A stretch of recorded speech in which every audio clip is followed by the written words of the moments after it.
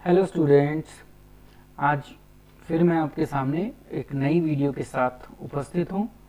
तो आज का जो हमारा टॉपिक है अभी भी बिजनेस स्टडी में ही है, हम बिजनेस स्टडी को ही करेंगे। तो बिजनेस स्टडी में हम नया आज एक चैप्टर स्टार्ट करते हैं, एक नया फंक्शन स्टार्ट करते हैं। तो ये जो फंक्शन है ये स्टाफिंग का है। तो जैसे आप नाम से समझ सकते हैं कि हम अभी तक दो फंक्शंस कर चुके हैं।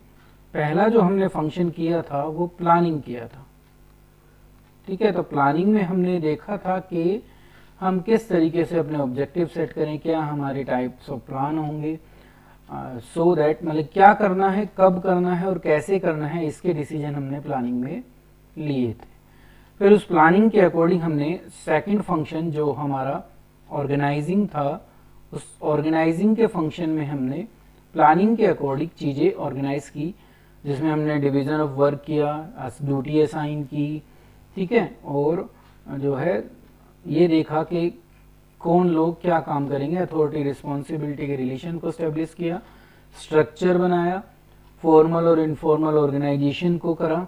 तो ये सब काम हमने ऑर्गेनाइजिंग में किए। तो अब तक हम क्या कर चुके हैं, जो हमारे उद्देश्य थे, ऑब्जेक्टिव जो यहाँ सेट किए गए थे, उन ऑब्जेक्टिव के अकॉर्डिंग सारी चीज़ें ऑर्गेनाइज कर ले। तो ऑर्गेनाइज करने के बाद अब जो नया नेक्स्ट हमारा जो थर्ड स्टेप आता है वो आता है स्टाफिंग। तो स्टाफिंग का मीनिंग है कि हम उस ऑर्गेनाइजिंग के अकॉर्डिंग जितने लोगों की हमें ज़रूरत है उतने लोगों को हम किस तरीके से या तो ऑर्गेनाइजेशन में नए लाएंगे या उनको मैनेज करेंगे, वो काम हमारा स्टाफिंग में होता है, ठीक है। तो आज के टॉपिक में हम यही करेंगे और यही पूरा चैप्टर हमारा स्टाफिंग का है। तो आज उस स्टाफिंग के चैप्टर में से हम कंसेप्ट करेंगे कि स्टाफिंग क्या होता है, फिर हम उसकी इम्पोर्टेंस को करेंगे, और फिर एक ह्यूमन रिसोर्स मैनेजमेंट जिसके अंदर एक तरीके से हम कह सकते हैं कि स्टाफिंग आता है। ये ह्यूमन रिसोर्स मैनेजमेंट स्टाफिंग से भी बड़ा है। तो स्टाफिंग और ह्यूमन रिसोर्स मैनेजमेंट में क्या सिमिलैरिटीज़ हैं, क्या होता है, वो हम इस चैप्टर में करेंगे। तो हम चैप्टर को स्टार्ट करते हैं और देखते हैं कि क्या क्या हम इस चैप्टर में नया करेंगे। तो शुरुआत हम जो करते हैं वो अपना स्टाफिंग के मीनिंग से या स्टाफिंग के कंसेप्ट को समझने से करते हैं, क्योंकि सबसे पहले हमें स्टाफिंग को समझना ज़रूरी है। तो देखिए स्टाफिंग क्या होता है। तो स्टाफिंग में आप देखोगे कि staffing is something in which we put people on the job. तो हम सबसे पहले क्या करते हैं, लोगों को जिस पोस्ट के लिए या जो उनके अंदर एबिलिटी है उसके अकॉर्डिंग हम उनको वर्क अलॉट कर देते हैं। That is called putting people on the job, ठीक है। तो नेक्स्ट आगे चलते हैं और डीपली इसको पढ़ते हैं। तो जब हम इसको पढ़ेंगे तो हमें पता चलता है कि वर्क फोर्स को प्लान करना कि कितनी वर्क फोर्स हमें अपने उस ऑर्गेनाइजिंग फंक्शन के अकॉर्डिंग चाहिए, और फिर उसके लिए उस वर्क फोर्स को हम कैसे रिक्रूट करेंगे, कैसे उनका सिलेक्शन करेंगे, क्या ट्रेनिंग प्रोग्राम होगा, कैसे उनकी डेवलपमेंट की जाएगी, कैसे उनको प्रमोशंस दी जाएंगी, कंपनसेशन। तो इस कंपनसेशन का मीनिंग आप समझिए। कंपनसेशन का मतलब है यहाँ पर जो फाइनेंशियल या नॉन फाइनेंशियल बेनिफिट हम उनको देते हैं, ये वो फाइनेंशियल है, मतलब कि जो सर्विस हम उनसे ले रहे हैं उसके अगेंस्ट जो भी हम फाइनेंशियल या नॉन फाइनेंशियल बेनिफिट एम्प्लॉयज़ को देते हैं, उस वर्क फोर्स को देते हैं, वो हम इस कंपनसेशन में स्टडी करेंगे, ठीक है। तो आगे जब आएगा, जब इसको हम डीपली पढ़ लेंगे, फिर उनकी हम परफॉर्मेंस को अप्रेज भी करेंगे, क्या उस वर्क फोर्स ने ऑब्जेक्टिव के अकॉर्डिंग काम किया या नहीं किया, और अगर उन्होंने उस तरीके से काम नहीं किया होगा तो फिर उनका फीडबैक लेके उनको उस लेवल तक पहुंचाना होगा, सो दैट हमारे जो ऑर्गेनाइजेशन के ऑब्जेक्टिव है उनको अचीव किया जा सके। तो ये स्टाफिंग है। और पढ़ते हैं अभी इसको, क्योंकि अभी उतना क्लियर नहीं हुआ है आप लोगों को।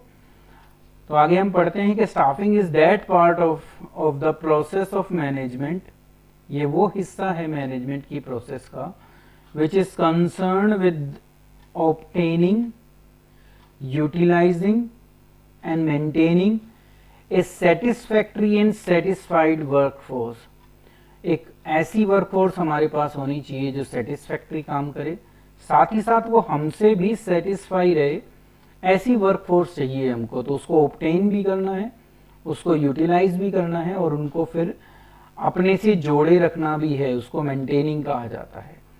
तो स्टाफिंग वो प्रोसेस ऑफ मैनेजमेंट का पार्ट है जहां पर हम सेटिस्फैक्ट्री या मतलब कि जो हमें चाहिए उनको, उस वर्कफोर्स को हम अपने साथ जोड़ेंगे और फिर उनको सेटिस्फाई भी रखेंगे।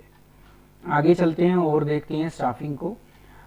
फिर हम आगे पढ़ें तो हमें पता चलता है कि staffing has been described as the managerial function of filling, filling का मतलब पोस्ट को फिल करना, एंड कीपिंग फिल्ड, और उनको भरे रहें, पोस्ट हमारे पास खाली ना रहे। The position in the organisation structure, structure आपने देखा ही था, कहाँ बना था, पहले बना था, नेक्स्ट जिससे पहले वाला स्टेप था हमारा उसमें बना था। आगे देखिए, this is achieved by first of all, कैसे अचीव किया जाएगा ये कि वो हमसे जुड़े रहें और सारी पोस्ट फिल रहें। तो वो होता है, सबसे पहले हम आइडेंटिफाई करेंगे कि कितने लोगों की हमें ज़रूरत है, उसके बाद जितने लोगों की ज़रूरत है उनकी रिक्रूटमेंट को देखा जाएगा। रिक्रूटमेंट के बेस पर जिस भी टाइप से हम रिक्रूट करना चाहते हैं हम उस बेस पर उनका सिलेक्शन करेंगे, सिलेक्शन की प्रोसेस को देखा जाएगा। सिलेक्शन हो जाने के बाद उनको प्लेसमेंट दी जाएगी, उनको वो पोस्ट दी जाएगी जिसके लिए हमने उनको सिलेक्ट किया है। फिर जब वो अच्छा काम करेंगे तो उनको प्रमोशन पॉलिसी क्या होंगी, जो भी हमारी ऑर्गेनाइजेशन है उसकी, वो देखी जाएगी। और each and every work force या ईच एंड एवरी इंडिविजुअल हम उसकी जो है परफॉर्मेंस को अप्रेजल भी करेंगे। फिर है साथ ही साथ हम ये देखेंगे कि नई पोस्ट के लिए जो प्रमोशन देनी है उन पोस्ट के लिए उनका डेवलपमेंट भी हो सके। To fill the role design, जो भी हमने उनके लिए रोल डिज़ाइन किया है ऑर्गेनाइजेशन स्ट्रक्चर में, वो उसको पूरा कर सकें, ये स्टाफिंग है। ठीक है, तो आप देखो स्टाफिंग में ज़्यादातर काम वही हो रहे हैं कि हमें जो लोग चाहिए, एक तो उनका हमें अंदाज़ा लगाना है, उनको उस जो रिक्वायरमेंट है उसको पूरा करना है कि कितने लोगों की हमें आवश्यकता है। तो सबसे पहले हम देखेंगे कि रिक्वायरमेंट कितनी है वर्कफोर्स की, और फिर उस वर्कफोर्स को हम कैसे क्या करेंगे, जो काम हैं हमारे उन पर उनको देंगे, कैसे उनकी डेवलपमेंट करेंगी। तो पहला काम हमारा जो बनता है इसके अंदर वो रिक्वायरमेंट ऑफ वर्कफोर्स है, और फिर उसको जो भी टास्क हैं उस टास्क के अकॉर्डिंग उनको काम में अलॉट कर देना, उनको उनकी डेवलपमेंट करना वहाँ पर। तो ये काम हम स्टाफिंग के अंदर करते हैं। तो आप देखोगे कि इसमें दो ही काम हैं। अगर आप बेसिकली आगे पढ़ोगे, जब इसको आगे पढ़ोगे तो आप पाओगे यहाँ पर हम एक्चुअली सिर्फ दो ही काम करते हैं। एक तो होता है वर्क फोर्स को फाइंड आउट करना, और दूसरा है हमारा कि हम कितना काम एक इंडिविजुअल को देंगे, जिसको वर्कलोड कहते हैं। तो इन चीज़ों को हम इसमें देखते हैं, साथ ही साथ उनकी डेवलपमेंट वगैरह जो भी हैं, सिलेक्शन लिख लीजिए, तो सब हैं ही इसके अंदर। ठीक है, तो यहाँ से अब मैं मानता हूँ कि आप समझ गए होंगे कि स्टाफिंग क्या प्रोसेस है। आगे चलते हैं और इम्पोर्टेंस की समझते हैं कि स्टाफिंग की क्यों ज़रूरत है। तो यहाँ से आपको ये टॉपिक और भी क्लियर हो जाएगा। तो पहली जो इम्पोर्टेंस है उसकी तरफ चलने से पहले कुछ बात पढ़ लें कि क्यों ज़रूरत है। तो हमें पता चला कि जो ह्यूमन रिसोर्सेज हैं किसी भी ऑर्गेनाइजेशन की, वो बहुत इम्पोर्टेंट रोल प्ले करती हैं। तो human resources are the most important asset of an organisation. आज के समय में क्योंकि हमें उनसे काम लेना है, तो ये वो हमारे लिए, हमारी ऑर्गेनाइजेशन के लिए बहुत इंपॉर्टेंट एसेट है।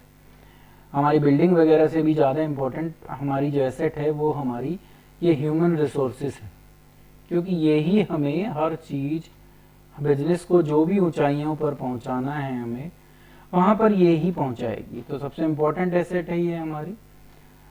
फिर ये है कि the ability of an organization is to achieve its goal depend upon the quality of its human resources। तो किसी भी ऑर्गेनाइजेशन की जो गोल्स हैं या ऑब्जेक्टिव हैं जिनको उनको पूरा करना है, वो इसी क्वालिटी के ऊपर डिपेंड करती है कि ह्यूमन जो रिसोर्सेस हमारे साथ जुड़ी हुई हैं वो किस लेवल की, क्या एफिशिएंसी है उनकी, उसके ऊपर। तो इसलिए इसको कहा जा सकता है कि ये एक ऐसा इम्पोर्टेंट मैनेजरियल फंक्शन है जिसको बहुत केयरफुली हमें परफॉर्म करना होता है, पूरा करना होता है। तो प्रॉपर स्टाफिंग मतलब कि जितनों की ज़रूरत है, जहाँ जिसको ज़रूरत है उसके अकॉर्डिंग उसको वो काम दिया जाए, वो बेनिफिट करता है एक ऑर्गेनाइजेशन को। तो कौन कौन से वो बेनिफिट है जो वो ऑर्गेनाइजेशन को देता है वो हम अब नीचे पढ़ते हैं। तो पहली इंपॉर्टेंस आ जाती है, ये इसकी पहली इंपॉर्टेंस है। पहली इंपॉर्टेंस में कहा गया है कि हेल्प इन हायरिंग कॉम्पिटेंट, देखो ये वर्ड बहुत इंपॉर्टेंट है। स्टाफिंग के थ्रू हम जो योग्य व्यक्ति हैं, जो उस पोस्ट के लिए बिल्कुल एलिजिबल हैं, उन लोगों को हायर हम करते हैं। हायर का मतलब उनको रिक्रूट करते हैं, हम उनको अपनी ऑर्गेनाइजेशन के साथ जोड़ते हैं। ठीक है, तो ये कहलाता है हायरिंग ऑफ कॉम्पिटेंट पर्सनल। तो staffing help in discovering and obtaining competent personal for various job, जितनी भी जॉब पोजीशन हमारे ऑर्गेनाइजेशन स्ट्रक्चर ने हमें बताई है उनके लिए हम उनको क्या करते हैं, हायर करते हैं, रिक्रूट करते हैं। तो पहला कॉम्पिटेंट पर्सनल को लेने में हमारी मदद करती है, हायर करने में मदद करती है। दूसरा है कि staffing in productivity of personal. तो यहाँ पर ये वर्ड जो है ये थोड़ा सा गलत हो रहा है, यहाँ पर आप इसको इंक्रीज पढ़िए कि क्या है, इंक्रीज है कि वो स्टाफिंग क्या करती है, इंक्रीज कर देती है प्रोडक्टिविटी ऑफ जो भी व्यक्ति हमारे साथ जुड़े हुए हैं, जो ह्यूमन रिसोर्स हमारे साथ जुड़ी हैं, उन सब की जो प्रोडक्टिविटी है स्टाफिंग उसको बढ़ाने में भी हमारी मदद करता है थ्रू ट्रेनिंग और डेवलपमेंट। तो प्रोडक्टिविटी भी बढ़ाता है स्टाफिंग। तो staffing make for higher performance by putting right person on right job. सही व्यक्ति को सही जॉब पर जब हम भेजते हैं, जब उसका सिलेक्शन करते हैं, तो वो क्या करता है, हमारी परफॉर्मेंस को क्या कर देता है, इंक्रीज कर देता है, उसको उस प्रोडक्टिविटी को बढ़ा देता है। ठीक है, तो ये था staffing increase the productivity of a personal. आगे चलते हैं। थर्ड है कि staffing ensure survival and growth of the organisation. तो हम स्टाफिंग के थ्रू ही बिजनेस को सरवाइव कर पाते हैं और उसको ग्रोथ भी कर पाते हैं। तो उसका विकास भी यहीं से ही होगा। और क्योंकि आप ये मानिए कि सबसे इम्पोर्टेंट जो है वो हमारी ह्यूमन रिसोर्सेस ही होती हैं।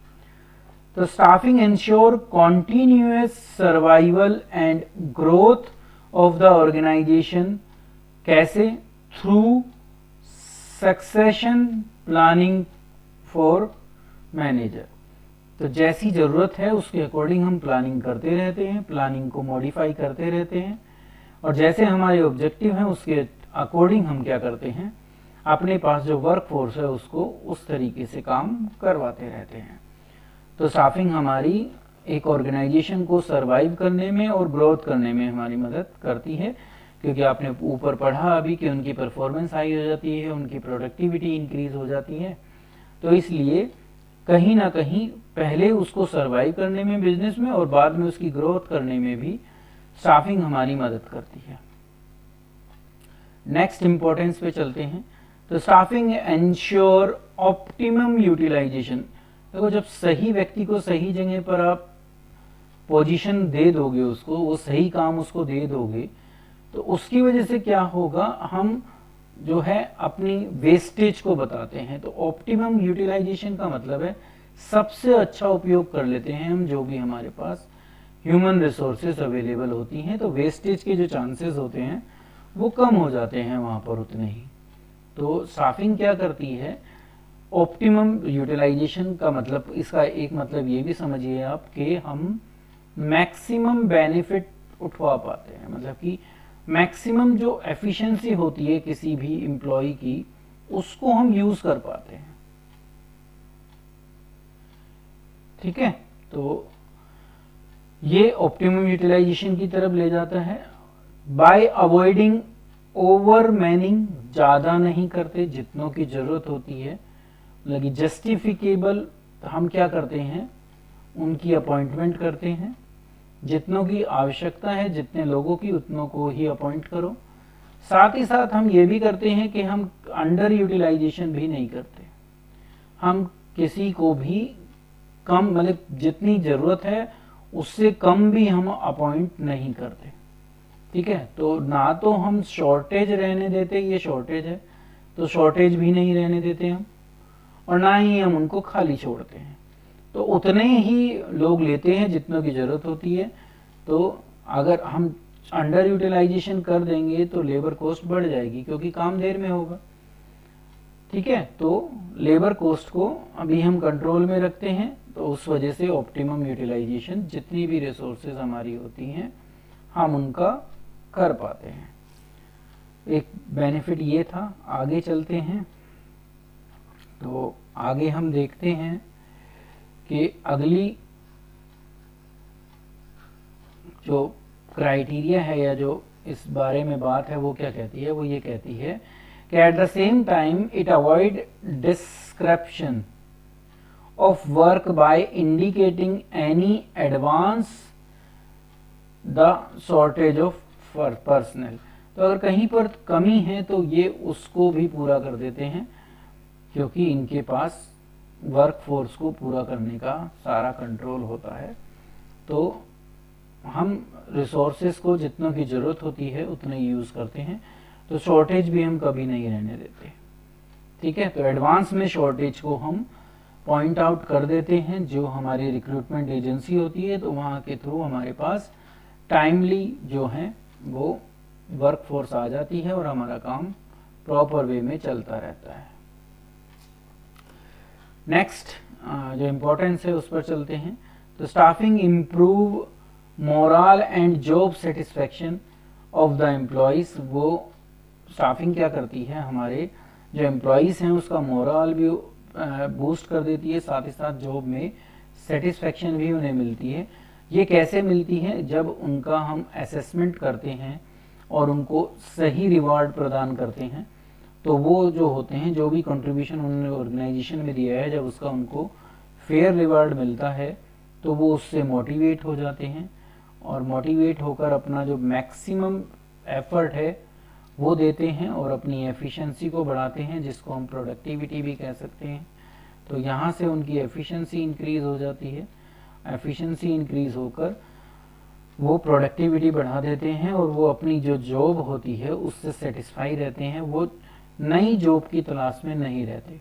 तो वो एक सेटिस्फाई वर्कफोर्स हो जाती है जो मेरे साथ ही काम करेगी, ये गारंटी मुझे मिल जाती है स्टाफिंग, अगर हम सही जगह पर सही व्यक्ति को अपॉइंट करेंगे।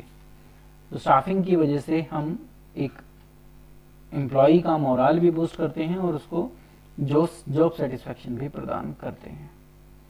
तो ये थी हमारी इम्पोर्टेंस ऑफ स्टाफिंग। अब हम देखते हैं कि स्टाफिंग एक ह्यूमन रिसोर्स मैनेजमेंट का पार्ट कैसे है, वो हम समझते हैं। तो सबसे पहले जो हम इसमें समझेंगे तो स्टाफिंग को समझेंगे, फिर हम HRM को समझेंगे।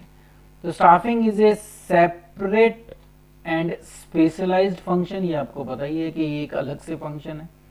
ठीक है, क्यों? क्योंकि इसमें ह्यूमन जो रिलेशन है उनको कंसीडर किया जाता है। ठीक है, तो एक सेपरेट है, बिल्कुल अलग है। तो उस तरीके से हम इस फंक्शन को अलग से पढ़ते हैं, ये आपने देखा ही है। तो मैनेजर क्या करता है, सारी पोस्ट को फिल करता है उस ऑर्गेनाइजेशन में जितनों की जरूरत होती है। किन से फिल करता है? जो क्वालिफाइड पर्सनल होते हैं उनसे फिल किया जाता है।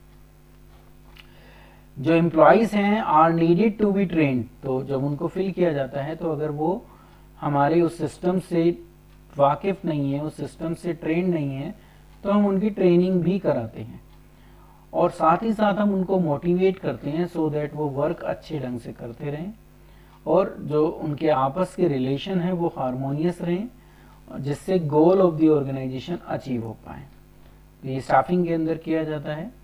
तो managing the human component of an organization is the most important task because the performance of organization is depend on how well these function is performed। देखो सारी जो एक ऑर्गेनाइजेशन की परफॉर्मेंस है वो इसी के ऊपर बेस्ड है कि हमने कैसे पर्सनल को हायर किया है, कैसों को रिक्रूट किया है, क्योंकि काम उन्हीं से लेना है। तो जितने अच्छे ढंग से हमने उनको रिक्रूट किया होगा वो उतने ही अच्छे ढंग से काम करेंगे।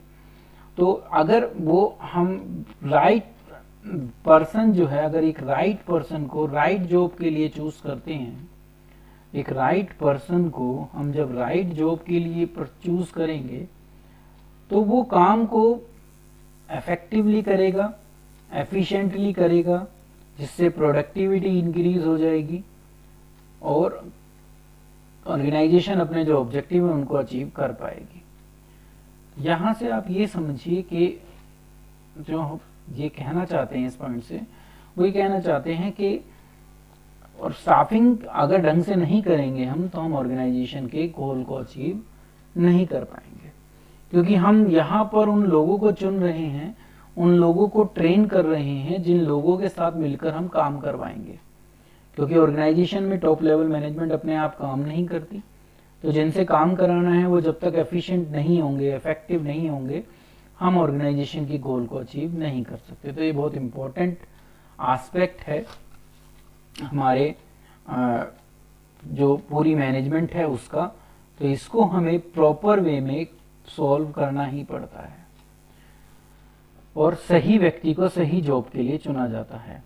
तो it is the responsibility of all manager to directly deal with and select people to work of the for the organization। तो मैनेजर ये काम खुद करते हैं, इसकी डेलीगेशन नहीं होती।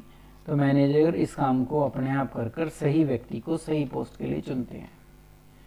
तो ये तो था स्टाफिंग। स्टाफिंग में हम क्या क्या करते हैं। अब एक मैनेजर की रिस्पॉन्सिबिलिटी स्टाफिंग में क्या होती है, क्योंकि हम बार बार मैनेजर को ही पॉइंट आउट कर रहे हैं कि मैनेजर को ही सारे काम देखने हैं, मैनेजर खुद ही सब लोगों को अपॉइंट करता है। तो मैनेजर की रिस्पॉन्सिबिलिटी क्या है जिससे इफेक्टिव स्टाफिंग हो सके, वो हम देखते हैं। तो पहला ये है कि when manager perform the staffing function his role is slightly limited. जब वो एक स्टाफिंग फंक्शन को करता है तो उसका रोल जो होता है लिमिटेड होता है। कहाँ तक लिमिटेड होता है, ये रिस्पॉन्सिबिलिटी से दी गई है। तो पहली रिस्पॉन्सिबिलिटी ये है कि राइट पर्सन को राइट जॉब पर अपॉइंट करना, प्लेस करना, वो उसकी रिस्पॉन्सिबिलिटी है। दूसरा है कि जो जिसको उसने अपॉइंट किया है उस व्यक्ति को वो नए एम्प्लॉय के साथ इंट्रोड्यूस कराए, ऑर्गेनाइजेशंस के रूल्स और रेगुलेशन से वाकिफ कराए, ये काम भी मैनेजर का है। फिर ये है कि अगर उनको ट्रेनिंग की ज़रूरत है तो ट्रेनिंग भी वो कराए, ठीक है, और उनकी परफॉर्मेंस को इम्प्रूव करे ट्रेनिंग के थ्रू, सो दैट वो इफेक्टिवली काम कर सके। साथ ही साथ उसको डेवलपमेंट भी करनी है, मतलब कि उसकी समय समय पर जो प्रमोशन है, जो उसकी टेक्निकल नॉलेज है, जो उसकी नॉलेज है उसको एनहेंस करना, ये काम भी हमें करना होता है। तो ये भी एक मैनेजर को देखना होता है कि कैसे हम एम्प्लॉय को लेटेस्ट जो रिक्वायरमेंट है उनके अकॉर्डिंग उसको डेवलप करें। फिर उनके मोरल को, मतलब कि उनकी जो उनको मोटिवेट करते रहना समय समय पर, उनके जो मोरल है उसको बार बार बूस्ट करते रहें, ये काम भी मैनेजर समय समय पर करता रहता है। तो मोरल बूस्टिंग भी मैनेजर के थ्रू ही होती है, तो ये भी स्टाफिंग में उसकी रिस्पॉन्सिबिलिटी होती है। उनकी हेल्थ का और उनकी फिजिकल कंडीशन को चेक करना, उसको सही रखना, ये भी उन्हीं की रिस्पॉन्सिबिलिटी में आता है। तो उनकी हेल्थ को प्रोटेक्ट करना भी जो है ये हमारे मैनेजर की रिस्पॉन्सिबिलिटी में आता है। तो ये अब तक हमने जो भी पढ़ा है, स्टाफिंग में स्टाफिंग का क्या रोल है वो पढ़ा। अब हम देखते हैं कि ह्यूमन रिसोर्स मैनेजमेंट क्या होती है, क्या वो इससे कुछ अलग है, क्योंकि ह्यूमन रिसोर्स मैनेजमेंट बहुत इंपॉर्टेंट टॉपिक है। तो आप देखिए कि क्या ये और जो हमारा स्टाफिंग है क्या वो दोनों सेम है। तो आप देखोगे कि जब स्मॉल ऑर्गेनाइजेशन कोई होती है तो स्मॉल ऑर्गेनाइजेशन में मैनेजर जो है हर प्रकार के काम को खुद देख लेता है, जो अभी हम पीछे देख भी रहे थे कि जितनी ड्यूटीज़ हैं वो खुद देख लेते हैं, चाहे वो एम्प्लॉयज़ की सैलरी से संबंधित कोई भी डिसीजन हो, चाहे वो उनके वेलफेयर से और चाहे उनकी वर्किंग कंडीशंस को, वो सारे काम स्मॉल ऑर्गेनाइजेशन में। बस यहाँ पर आप ये देखना कि स्ट्रेस किस पर दिया गया है, स्मॉल ऑर्गेनाइजेशन पे। तो वो स्मॉल ऑर्गेनाइजेशन में सारे काम खुद देख लेते हैं, salary, welfare, working condition etcetera. But जैसे जैसे ऑर्गेनाइजेशन का जो साइज है वो बढ़ता है, जैसे ही ऑर्गेनाइजेशन ग्रो करेगी तो जो नंबर ऑफ पर्सन उस ऑर्गेनाइजेशन में काम कर रहे हैं वो इंक्रीज होते चले जाएंगे और वो इतने ज़्यादा हो जाएंगे कि मैनेजर अकेला उस काम को नहीं कर पाएगा। तो फिर एक अलग से डिपार्टमेंट बना दिया जाता है जो इस सारे काम को देखेगा, उन सारे एम्प्लॉयज़ की जितनी भी चीज़ें हैं, चाहे वो सैलरी से संबंधित हो, वेलफेयर से संबंधित हो, वर्किंग कंडीशन से संबंधित हो, वो सारे काम वो डिपार्टमेंट देखता है और उसी डिपार्टमेंट को हम क्या कहते हैं, ह्यूमन रिसोर्स डिपार्टमेंट। तो ये फिर स्टाफिंग के रोल को अपने आप टेक ओवर कर लेता है, ठीक है। तो और वहां पर स्पेशलिस्ट लोगों को अपॉइंट किया जाता है जो सिर्फ इन ह्यूमन रिसोर्स को ही मैनेज करेंगे, वो उनसे रिलेटेड हर डिसीजन को प्रॉपर वे में लेंगे। तो उस डिपार्टमेंट को कहा जाता है ह्यूमन रिसोर्स मैनेजमेंट डिपार्टमेंट। और ये कब बनता है, जब ऑर्गेनाइजेशन का साइज ग्रो कर जाता है, तो फिर ये स्टाफिंग के जो सारे पार्ट हैं वो टेक ओवर कर लेता है। तो ह्यूमन रिसोर्स मैनेजमेंट HRM, इसकी शॉर्ट फॉर्म आप जरूर याद कर लेना, क्योंकि हम जो है बेसिकली इसको HRM के नाम से ही जानते हैं। तो human resource management is primarily concerned with management of people. लोगों की जो जरूरत है उसको मैनेज करना, मतलब कि ये अलग से अपनी एक मैनेजमेंट हो जाती है। तो इसमें वो मैनेजमेंट के सारे फंक्शन आ जाएंगे HRM के अंदर या ह्यूमन रिसोर्स डिपार्टमेंट के अंदर। प्लानिंग, ऑर्गेनाइजिंग, स्टाफिंग, ये सब इसके अंदर आ जाएंगे। तो स्टाफिंग इसका एक फंक्शन बन जाएगा फिर। तो ये अपने आप में एक मैनेजमेंट हो जाती है, ठीक है। तो क्या है, विद इन द ऑर्गेनाइजेशन वो पूरी मैनेजमेंट करता है और उसका जो सारा फोकस होता है वो जो ऑर्गेनाइजेशन की पॉलिसीज हैं उनको एप्लीकेबल करवाना और एक सिस्टम को मेंटेन करना, ये उसकी जो है क्या कहते हैं, पॉलिसी में आ जाता है। और देखते हैं HR डिपार्टमेंट आर रिस्पॉन्सिबल, क्या काम होते हैं उनके पास, जो सारे काम स्टाफिंग में थे उनसे भी ज़्यादा ही होते हैं, तो वो सारे काम देखने शुरू कर देते हैं। तो वो देखते हैं कि एम्प्लॉय को क्या क्या बेनिफिट मिलनी चाहिए, वो उसमें देखा जाता है, ठीक है। रिक्रूटमेंट कैसे की जाएगी ये इसमें देखा जाएगा, ट्रेनिंग और डेवलपमेंट के काम को भी इसमें देखा जाएगा, उनकी परफॉर्मेंस को अप्रेज भी किया जाएगा, रिवार्ड मैनेजमेंट को भी देखा जाएगा कि कैसे उनको रिवार्ड दिया जाए, और उनकी पे और बेनिफिट सिस्टम को भी वो फिर टेक ओवर कर लेता है। तो ये सारे काम फिर एक अलग से डिपार्टमेंट करता है और उसी को हम HRM कहते हैं। तो वो अपने आप में एक मैनेजमेंट है। तो आप फिर पाओगे कि इसमें एक हिस्सा स्टाफिंग का भी इसी के अंदर आ जाता है। स्टाफिंग से पहले फिर ये जो डिपार्टमेंट होता है ये प्लानिंग और ऑर्गेनाइजिंग भी अपने हिसाब से करता है। तो ये HRM है। जब साइज बढ़े तो फिर एक सेपरेट डिपार्टमेंट बना दिया जाता है और वो पूरी मैनेजमेंट लोगों से संबंधित खुद करता है। तो फिर जो वहाँ पर हमने शुरू में पढ़ा था कि जब हमने ऑर्गेनाइजेशन को पढ़ना शुरू किया था, मैनेजमेंट को पढ़ना शुरू करा था, तो हमने सीखा था उसमें, जब हमने कभी शुरुआत की थी तो देखो आप याद करो कि हमने पढ़ा था कि 3 डायमेंशन थी हमारी, मैनेजमेंट ऑफ वर्क,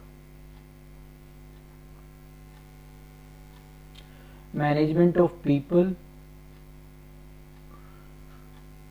और मैनेजमेंट ऑफ,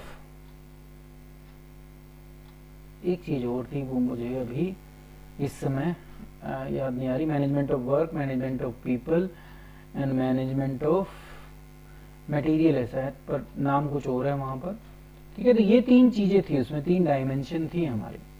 तो फिर जो मैनेजमेंट ऑफ पीपल है इसको टेक ओवर कर लेता है कौन डिपार्टमेंट, HRM का, ठीक है। तो ये आपको समझना है कि ह्यूमन रिसोर्स मैनेजमेंट सिर्फ स्टाफिंग फंक्शन से बड़ा फंक्शन बन जाता है। फिर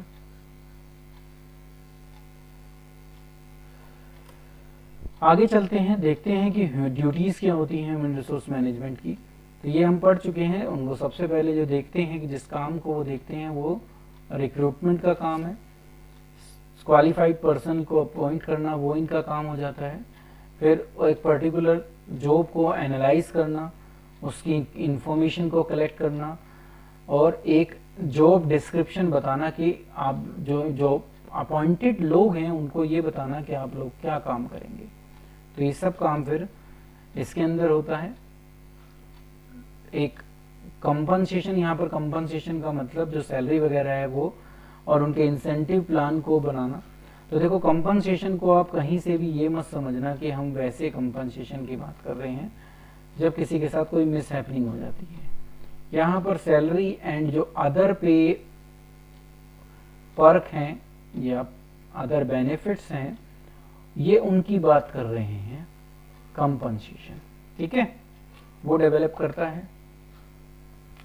आगे चलें तो वो ट्रेनिंग और डेवलपमेंट भी देता है उनको उस पोस्ट के लिए पूरी तरह से तैयार करना उनका काम होता है। तो ट्रेनिंग और डेवलपमेंट भी दी जाती है एम्प्लॉयज़ को, जिससे वो एफिशिएंटली काम कर सके और उनके कैरियर में ग्रो कर सके। आगे है कि जो रिलेशंस हैं उनके बीच में, किस किस के बीच में, लेबर रिलेशन और जो मैनेजमेंट है उसके बीच में हार्मोनियस रिलेशनशिप बनाकर रखना, ये भी काम ये देखते हैं। तो इनके बीच में रिलेशन हार्मनी वाले होने चाहिए, ये काम भी ये खुद देखते हैं। आगे पढ़े तो ये जो ग्रीवियंसेस होती हैं, क्योंकि यूनियन ना बने तो उस यूनियन को ना बनने के लिए ये ग्रीवियंसेस और कंप्लेंट को भी खुद देखते हैं। फिर है कि सोशल सिक्योरिटी प्रोवाइड की जाए और वेलफेयर ऑफ एम्प्लॉय भी ये चेक करें। तो सामाजिक सुरक्षा देना और एक एम्प्लॉय को अच्छी फिजिकल हेल्थ, ये सारी कंडीशन देना, ये भी इन्हीं का ही काम होता है। फिर है defending the company in law suit, अगर कोई भी केस वगैरह होता है किसी भी टाइप का, चाहे वो यूनियन करे चाहे वो कोई एम्प्लॉय करे, तो वो सारे काम भी ये खुद देखते हैं। तो आप पाओगे कि इनका जो काम है वो स्टाफिंग से कहीं ज़्यादा है। स्टाफिंग में ये सारे काम हमने नहीं पढ़े थे, तो स्टाफिंग जो है वो एक पार्ट हो गया इस ह्यूमन रिसोर्स मैनेजमेंट का। तो ये स्टाफिंग जो है ये उसका एक पार्ट है, ये उससे एक बड़ा फंक्शन बन जाता है फिर अपने आप। बट ये बनता कब है, जब ऑर्गेनाइजेशन का साइज बढ़ता है। आगे चलते हैं, कैसे ह्यूमन रिसोर्स मैनेजमेंट की जरूरत पड़ी, कैसे ये इवोल्यूट हुआ, मतलब कि इसका जो उद्गम है वो किस तरीके से हुआ, कैसे हमने इतना इम्पोर्टेंट माना इस फंक्शन को, ये यहाँ पर बताया गया है। तो जब आप देखोगे तो उस इवोल्यूशन को देखते हैं कि कैसे ह्यूमन रिसोर्स मैनेजमेंट एक इतना इम्पोर्टेंट रोल प्ले करने लग गया किसी भी ऑर्गेनाइजेशन में, मॉडर्न इंडस्ट्री में। तो आप देखोगे कि human resource management in present form, आज की डेट पर अगर इसको देखा जाए, has evolved from number of significant inter related development which date back. पुराने टाइम में अगर हम जाएं तो ऐसा नहीं था, जैसे जैसे इंडस्ट्रियल रिवॉल्यूशन आया वैसे वैसे हमें ह्यूमन रिसोर्स मैनेजमेंट की ज़रूरत पड़ी। तो एमरजेंस ऑफ ट्रेड यूनियन, जब ट्रेड यूनियन बनी, क्योंकि पहले ऐसा नहीं होता था, फिर ट्रेड यूनियन बनने लगी, तो इस ट्रेड यूनियन बनने की वजह से एक कंसेप्ट डेवलप हुआ कि ऑर्गेनाइजेशन के अंदर एक लेबर वेलफेयर ऑफिसर होना चाहिए, जो लेबर के वेलफेयर को देखे, वो ये देखे कि उनका कहीं से भी किसी भी प्रकार का शोषण तो नहीं हो रहा, ठीक है, उनकी हरासमेंट तो नहीं की जा रही। तो उसके लिए हमने किसको अपॉइंट किया, लेबर वेलफेयर एसोसिएशन, जो इनके वेलफेयर को देखेगा, वो देखेगा कि इनके जो भी हित हैं वो सारे के सारे पूरे हो रहे हैं, तो इनके इंटरेस्ट को प्रोटेक्ट करने के लिए लेबर वेलफेयर ऑफिसर अपॉइंट करना पड़ा, ठीक है, जिससे उनके इंटरेस्ट जो हैं वो प्रोटेक्ट हो सके। पहले ऐसा नहीं होता था, तो ट्रेड यूनियन के आने के बाद ही लेबर वेलफेयर ऑफिसर बना, और जो उनके इंटरेस्ट को प्रोटेक्ट करने की तरफ जो भी कंप्लेंट है वो अब लेबर वेलफेयर ऑफिसर के पास की जाती थी। तो उसका जो रोल था वो लिमिटेड था कि बेयर मिनिमम वेलफेयर एक्टिविटी, वो सिर्फ यही देखता था कि वेलफेयर एक्टिविटी को देखने का इसका इतना ही काम था, बाकी वो काम नहीं देखता था। तो इस वजह से जब फिर हम आगे बढ़े इस लेबर वेलफेयर के कंसेप्ट से, तो with introduction of factory system, जो फैक्ट्री सिस्टम आया, ज़्यादा लोगों की ज़रूरत पड़ी, ज़्यादा लोगों को हम अपॉइंट करने लगे, रिक्रूटमेंट होने लगी, सिलेक्शन होने लगा, प्लेसमेंट होने लगा, तो ज़्यादा काम बढ़ गया। तो अब वो लेबर वेलफेयर ऑफिसर तो नहीं उस सारे काम को देख सकता था, तो फिर एक अलग से व्यक्ति अपॉइंट करना पड़ा ऑर्गेनाइजेशन को, जिसको उन्होंने कहा पर्सनल मैनेजर, जो लेबर्स का वेलफेयर भी देखेगा, साथ में उनकी रिक्रूटमेंट को, सिलेक्शन को और प्लेसमेंट को भी देखेगा। तो ये एक नई पोस्ट आई जिसको लेबर वेलफेयर ऑफिसर की जगह क्या कहा गया, पर्सनल मैनेजर। फिर समय बीता और लेटेस्ट टेक्नोलॉजिकल एनवायरनमेंट आया, जहाँ पर ये हुआ कि आपके लिए जो लोग आपके साथ काम कर रहे हैं वो सबसे वैल्यूबल रिसोर्सेज है, आपको उसको हमेशा जो है उसके जो हित हैं उनको ध्यान में रखना है, उनको प्रोटेक्ट करना है, उनको जो सुविधाएं मिलनी चाहिए वो मिले। तो इसका ज़माना आया, क्योंकि लोगों के पास नॉलेज है, वो एक बिजनेस से दूसरे बिजनेस में जा सकते हैं, तो उनको अपने तक रिटेन करने के लिए अब वो एक ह्यूमन रिसोर्स को वैल्यूएबल रिसोर्स मानने लगे।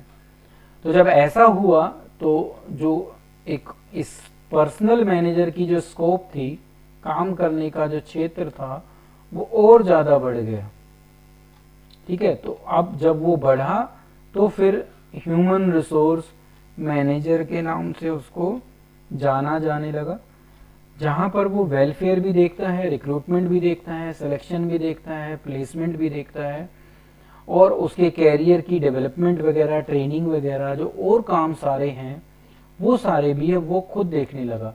तो उनकी डेवलपमेंट, उनकी जॉब सेटिस्फेक्शन सब देखने का काम किसको दे गया, क्योंकि लोगों की संख्या बढ़ने लगी, तो इसको एक अलग ही क्या बना दिया, हमने डिपार्टमेंट बना दिया, ठीक है। तो इसको कहा गया ह्यूमन रिसोर्स मैनेजर, और ऐसे ही ह्यूमन रिसोर्स मैनेजमेंट का जो है कंसेप्ट डेवलप हुआ और इसकी इम्पोर्टेंस हमारे देश में बढ़ी, ठीक है। तो आप पाओगे कि स्टाफिंग से बड़ा है ये। तो आगे चलें, तो अब स्टाफिंग और ह्यूमन रिसोर्स मैनेजमेंट को एक साथ देख लेते हैं। तो आप पाओगे कि स्टाफिंग जो है वो इनहेरेंट पार्ट है, मतलब कि स्टाफिंग ऑलरेडी पहले से ही मैं आपको बता चुका हूं कि ह्यूमन रिसोर्स का एक पार्ट होता है, ठीक है। Human resource management as it is the practice of finding, वो लोगों को ढूंढता है, उनको इवेल्युएट करता है, मतलब कि सिलेक्शन होता है, और फिर स्टेब्लिश करता है वर्किंग जो रिलेशन है उनके बीच में। ये स्टाफिंग के अंदर काम होता है, ये ह्यूमन रिसोर्स मैनेजमेंट का एक पार्ट है। It is important to note that staffing is both a function of management, ये एक मैनेजमेंट का फंक्शन भी है, जैसे प्लानिंग, ऑर्गेनाइजिंग, डायरेक्टिंग और कंट्रोलिंग होते हैं, पर साथ ही साथ ये एक डिस्टिंक्ट फंक्शन भी है, जो एक मैनेजमेंट, खुद में एक मैनेजमेंट है, ठीक है। और उसी को हम क्या कहते हैं, ह्यूमन रिसोर्स मैनेजमेंट कहते हैं, ठीक है। तो वो अपने आप में एक मैनेजमेंट बन के आया है स्टाफिंग का काम, और उसी को हम क्या कहते हैं, अब ह्यूमन रिसोर्स मैनेजमेंट के नाम से जानते हैं। तो स्टाफिंग एक फंक्शन भी है, साथ में साथ अपने आप में एक मैनेजमेंट भी है। Staffing is therefore referred to as both a line as well as a staff activity, ठीक है। आई एसेंशियल फंक्शन है मैनेजर का, एज जो ये अदर फंक्शन है, चाहे प्लानिंग हो, चाहे ऑर्गेनाइजिंग हो, चाहे डायरेक्टिंग हो, एज वेल एज वो एक एडवाइजरी रोल भी है, स्टाफिंग से ही एडवाइजेस मिलती है किस डिपार्टमेंट को, ह्यूमन रिसोर्स मैनेजमेंट को।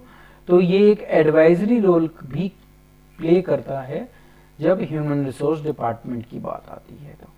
तो आपको यहाँ से ये पता चल गया कि एचआरएम जो है वो बड़ा है और स्टाफिंग उसका एक छोटा हिस्सा बन जाता है। ठीक है, स्टाफिंग अपने आप में एक फंक्शन भी है और स्टाफिंग जो है ह्यूमन रिसोर्स मैनेजमेंट का एक पार्ट भी है। तो यहाँ पर हमारी आज की वीडियो का जो कंटेंट था वो समाप्त होता है। नेक्स्ट क्लास में हम स्टाफिंग की जो प्रोसेस है उसको सीखेंगे कि स्टाफिंग को कैसे किया जाता है। तो आज की वीडियो के लिए इतना ही, कल फिर आपके सामने आएंगे। Thank you.